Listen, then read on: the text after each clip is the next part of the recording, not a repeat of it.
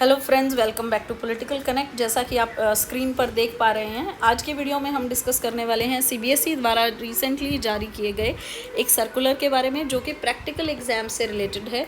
जैसा कि हम सब जानते हैं कि पेंडेमिक के हालात को देखते हुए सीबीएसई ने अपने एग्जामिनेशंस हैं, जो बोर्ड की परीक्षा है, उसको स्थगित कर दिया है, उसको रद्द कर दिया है। लेकिन कुछ स्कूल्स में अभी तक प्रैक्टिकल एग्ज़ाम कुछ सब्जेक्ट्स के नहीं हुए थे। उसी को मद्देनज़र रखते हुए जो बच्चों में एंजाइटी थी, टीचर्स के लिए एक क्लियर पिक्चर नहीं थी कि अब प्रैक्टिकल एग्ज़ाम्स होंगे नहीं होंगे, या उनको किस तरह से कंडक्ट करना है। तो उसी से रिलेटेड कुछ क्लैरिफिकेशन तथा नए दिशा निर्देश सीबीएसई ने जारी किए हैं, जिसके बारे में आज हम बात करेंगे।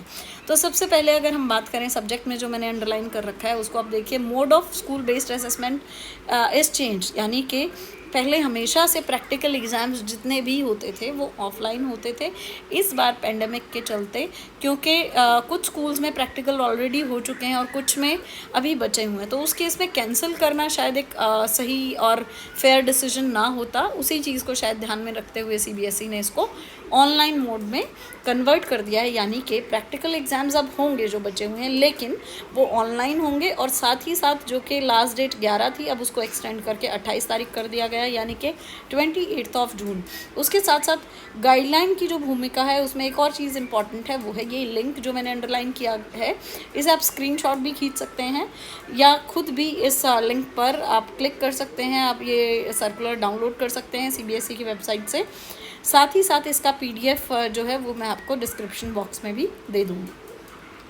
अगर हम पहली दिशा निर्देश यानी कि गाइडलाइन की बात करें, तो उसमें बेसिकली सीबीएसई ने एक लिंक दिया है और उसके पेज नंबर 167 पर फोकस करने को कहा है, जिसमें कि मेनली थियरी के और प्रैक्टिकल के या प्रोजेक्ट का जो भी ब्रेकअप है वो दिया गया है। उससे रिलेटेड फ्रेमवर्क और इम्पॉर्टेंट गाइडलाइंस हैं। तो मेनली स्कूल्स ये सारी गाइडलाइंस देख चुके होंगे, लेकिन फिर भी अगर आप इसको दोबारा से एक बार गो थ्रू करना चाहते हैं, कंफर्म करना चाहते हैं, तो आप पेज नंबर 167 इस लिंक पर जब आप जाएंगे तो वो ज़्यादा इम्पॉर्टेंट है आपके लिए। उसके बाद जैसा कि मैंने पहले भी कहा, प्रैक्टिकल एग्ज़ाम अब हर सब्जेक्ट में है क्लास 12th में, लेकिन कुछ सब्जेक्ट्स ऐसे हैं जिसमें इंटरनल एग्ज़ाम असेसमेंट होती है और कुछ में एक्सटर्नल एग्जामिनर अपॉइंट किया जाता है। वो आते हैं और स्कूल में एग्ज़ाम्स लेते हैं, यानी कि प्रैक्टिकल एग्ज़ाम्स।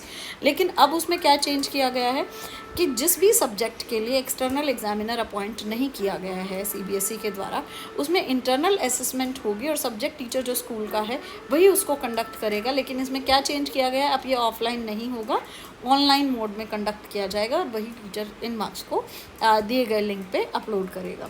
उसके बाद अगर हम बात करें कि जिन सब्जेक्ट्स में, जैसे कि इंटरनल एग्ज़ाम में अगर हम बात करें तो मैथमेटिक्स में इंटरनल असेसमेंट होता है, एक्सटर्नल नहीं। सेम वे अगर कुछ ऐसे सब्जेक्ट्स हैं जिसमें प्रोजेक्ट इवैल्यूएशन या प्रोजेक्ट वर्क को चेक करने के लिए, वाइवा के लिए एक्सटर्नल एग्जामिनर को अपॉइंट किया गया है, तो उस केस में इंटरनल और एक्सटर्नल दोनों जो एग्ज़ामिनर हैं कंसल्ट करके एक डेट फिक्स कर सकते हैं वाइवा के लिए, लेकिन वो वाइवा भी ऑनलाइन मोड में ही होगा। सो फॉर एग्ज़ाम्पल, अगर आप गूगल मीट्स या कोई भी एक ऐसा प्लेटफॉर्म है जो आपका स्कूल ने ले रखा है, परचेज़ कर रखा है, तो उसमें एक online meeting viva session conduct किया जाएगा और जिसमें एक्सटर्नल और इंटरनल एग्जामिनर दोनों की अहम भूमिका होगी। तो ये थी थर्ड गाइडलाइन। अगर हम बात करें फोर्थ दिशा निर्देश यानी गाइडलाइन के बारे में, तो उसमें इंटरनल एग्जामिनर के बारे में बेसिकली उसकी रिस्पॉन्सिबिलिटी के बारे में बताया गया है कि इंटरनल एग्जामिनर की रिस्पॉन्सिबिलिटी होगी कि जो भी XYZ डेट डिसाइड की जाती है उसको प्रेफरेबली एडवांस में बच्चों को बताया जाए, और उसके साथ साथ जो मीटिंग का लिंक है वो एडवांस में आपको नहीं भेजा जा सकता है। वो जिस दिन आपका एग्ज़ाम है, यानी कि लेट्स से अगर 10 जून को आपका एग्ज़ाम है, तो 10 जून को ही आपको वो लिंक दिया जाएगा। तो इंटरनल एग्जामिनर को बेसिकली क्या करना है, बच्चों को एडवांस में इन्फॉर्म करना है, और साथ ही साथ जो भी मीटिंग वो स्केड्यूल कर रहे हैं, लेट्स से फॉर एग्जांपल 10 जून के लिए या कोई भी और दिन, उसी दिन जिस दिन एग्ज़ाम है वो बच्चों को और एक्सटर्नल एग्जामिनर को उसका लिंक भेजेंगे। इसके बाद बाकी जो करिकुलम की गाइडलाइंस हैं वो एज इट इज़ रहेंगी, उसमें कोई चेंज नहीं है। इसके बाद अगर हम अगले दिशा निर्देश की बात करें, तो उसमें कहा गया है कि जैसे ही जो कंप्लीट होता है आपका वाइवा या प्रोजेक्ट वर्क का जो भी असेसमेंट है, प्रैक्टिकल एग्ज़ाम, इमीडिएटली उसके बाद आपको मार्क्स अपलोड करने हैं। यानी कि ऐसा नहीं है कि आपने प्रैक्टिकल लिया 10 तारीख को और आप मार्क्स अपलोड कर रहे हो 15 तारीख को या 20 तारीख को या 12 तारीख को। अगर 10 तारीख को प्रैक्टिकल हुआ है तो सेम डे ही प्रैक्टिकल के मार्क्स जो है आपको अपलोड करने हैं। दूसरी चीज़ जो ध्यान देने योग्य बात है वो पहले से भी दी गई है, लेकिन दोबारा से एक बार यहाँ मैं दोहरा देती हूँ कि अगर आपने मार्क्स अपलोड करते हुए कोई उसमें मिस्टेक होगी तो उसमें करेक्शन का ऑप्शन आपको नहीं मिलेगा। तो जब भी आप मार्क्स अपलोड करते हैं तो पहले उनको डबली चेक कीजिए, फिर अपलोड करने के बाद दोबारा चेक कीजिए और फिर उसको सबमिट कीजिए, बिकॉज सबमिशन के बाद कोई करेक्शन का ऑप्शन सीबीएसई नहीं देगी। उसके बाद अगला जो है वो है इंटरनल एग्जामिनर से रिलेटेड है। इंटरनल एग्जामिनर की रिस्पॉन्सिबिलिटी होगी और ये फ़ोटोग्राफ से रिलेटेड है। पहले क्या होता था कि आपका ग्रुप फ़ोटो होते थे, यानी कि सबका वाइवा हुआ, उसके बाद ग्रुप फ़ोटो हुई जिसमें एक्सटर्नल एग्जामिनर, सारे स्टूडेंट्स, बच्चे और वो रूम सबका फ़ोटो लिया जाता था। अब इसमें क्या चेंज किया है सीबीएसई ने? 2 ऑप्शंस दिए हैं। पहला ऑप्शन है स्क्रीनशॉट्स का, यानी कि स्क्रीनशॉट में क्या होगा कि हर बच्चे का स्क्रीनशॉट लिया जाएगा जिसमें कि वाइवा कंडक्ट किया जा रहा है, उसी टाइम पे बच्चा, इंटरनल एग्जामिनर और एक्सटर्नल एग्जामिनर तीनों हैं स्क्रीन पे। दूसरा जो थोड़ा सा आसान तरीका है वो है कि पूरा सेशन आप रिकॉर्ड करके अपने रिकॉर्ड के लिए रखिए। उसमें आसान ये है कि आपको बार बार स्क्रीनशॉट नहीं लेने पड़ेंगे और हर एक फ़ोटो को अलग से अलग नाम से सेव नहीं करना पड़ेगा। पूरे सेशन की आपके पास वीडियो होगी तो ऑन रिकॉर्ड वो एक सेशन पूरा रिकॉर्ड हो जाएगा और किसी भी तरह के कोई ऑब्जेक्शन के चांसेस बहुत कम होंगे।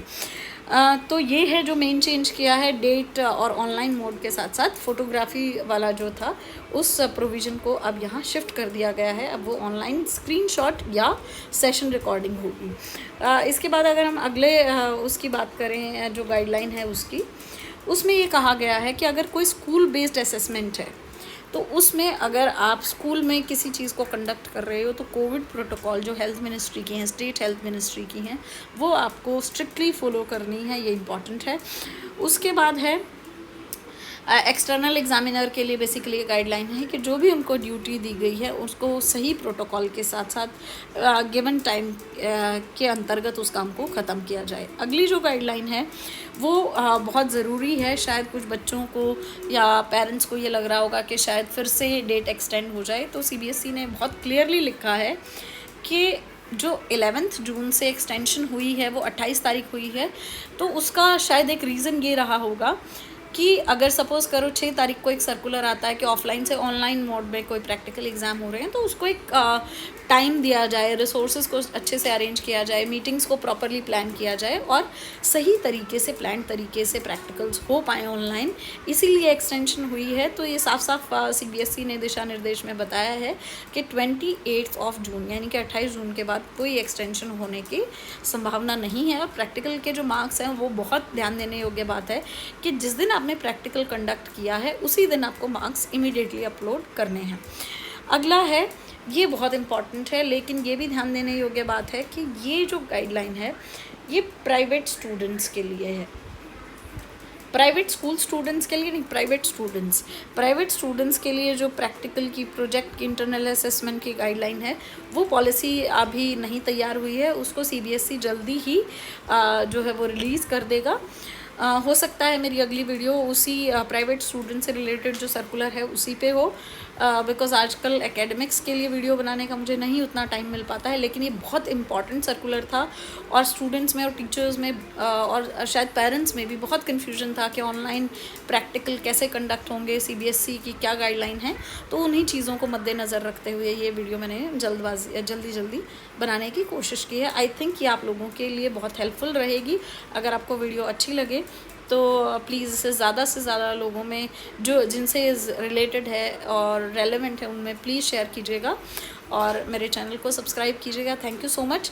अब आते हैं लास्ट गाइडलाइन जो कि इम्पॉर्टेंट है कि बाकी सारी जो गाइडलाइंस हैं प्रैक्टिकल किस तरह से कंडक्ट होगा, क्या होगा, वो सारी आपको पहले वाली गाइडलाइंस फॉलो करनी है। ऑनलाइन से रिलेटेड जो प्रोटोकॉल थी वो इसमें चेंज की गई हैं और इसे आप एज इट इज़ फॉलो करेंगे।